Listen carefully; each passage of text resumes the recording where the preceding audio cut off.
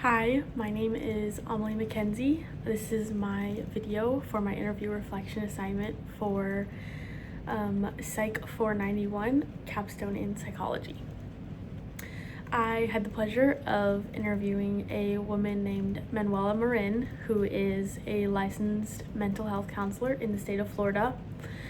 She currently works as a mental health counselor. She has a master's degree in counseling and psychology with a focus in mental health from Palm Beach Atlantic in West Palm Beach, Florida. She began in 2015 and was licensed in 2019, and she has been working as a counselor ever since she started her supervised hours. She provides individual therapy for adults and teenagers, and that job entails an initial evaluation, coming up with a treatment plan, and discussing goals with her client. After each session, she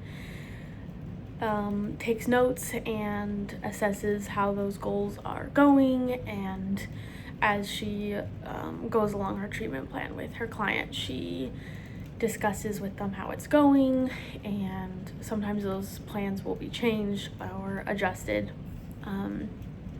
She works with individuals who deal with a variety of different issues, including PTSD, childhood trauma that's affecting their adult life, relational issues, and a lot of her PTSD patients are first responders. She is trained in cognitive behavioral therapy, EMDR, and accelerated resolution therapy, and she continues to work to grow in her training. She talked about what is most fulfilling about working in the industry, and she said that it is really cool to see people make connections in real time and to see them be healed in real time, especially for her patients in PTSD. She said that's one of her favorite parts, is seeing them start to have a decrease in their symptoms that are just really hard, and she's seeing her patients be able to sleep at night, be able to interact with their family again, and kind of get back to a normal life where they're not dealing with these things every day. And she just loves how she gets to see relationships be healed, and sometimes people aren't even healing just because of their work that they're doing in counseling, but just becoming more aware of themselves and doing work on themselves. So that is her favorite part. One of the most challenging parts that she noted was people just having unrealistic expectations and coming in for a quick fix and expecting just having a counselor to do some sort of magic for them, and they don't actually do any of the work in between sessions. They're not working on themselves, but they're still expecting things to get better, and yeah, they're just not committed. But also on the other side of that, she talked about that there's people who are doing the work in their session and outside of their session, but then they come home to a dysfunctional home and dysfunctional dynamics that put real challenges and roadblocks in front of the work that they are doing, and that is really hard to see.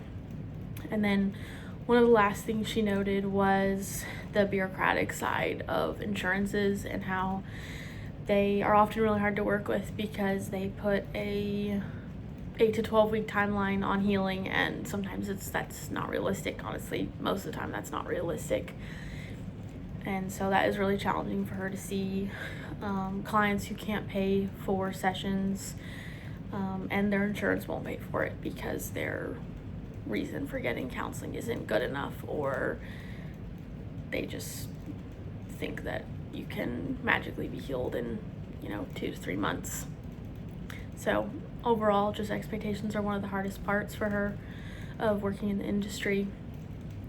She does a lot of continuing education units. She said that a lot back when she first started school, training was a lot more hard to access, but these days there's a lot of online online programs where you can get new training, and sometimes it's in person, sometimes it's online, or sometimes it's both. And so she said it's a lot easier to seek further education now. She also listens to a lot of podcasts, a lot of books and audiobooks. She gets emails and magazines that give her additional insight, and she also loves to talk to her colleagues about what they are learning and share what she's learning with them. The recommendations that she gave for a student pursuing work in the field was really to focus on the therapeutic relationship, and that even though training does matter, that what matters most is that your client feels safe with you and that they can share anything with you, because sometimes you'll come across things where you have no idea what to say or no idea what to do, but what truly matters is that they feel that they can share that with you, and that is really important. And she also talked about how important it is to take care of yourself and to just make sure that you are pouring into your cup before you're pouring into others.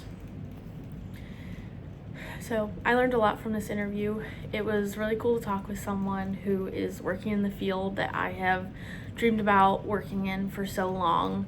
She gave me a little bit more of a picture of what it looks like to start working on your master's and how I'll be able to start working a little bit sooner than I originally thought.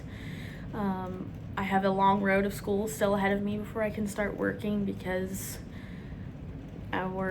my family just doesn't work for me to get my master's right now. So it was encouraging to hear that once I get my master's and start working on it, I can start working and be able to pursue this field that I have been wanting to pursue for over 10 years.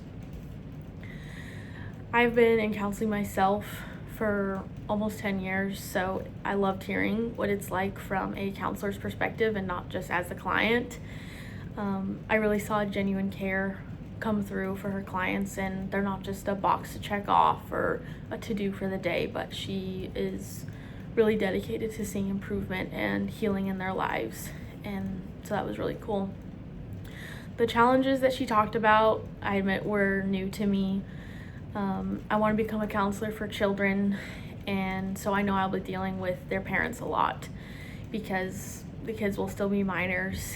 And so the idea of having a parent come in with their child and just wanting me to fix their child is frustrating even now to think about.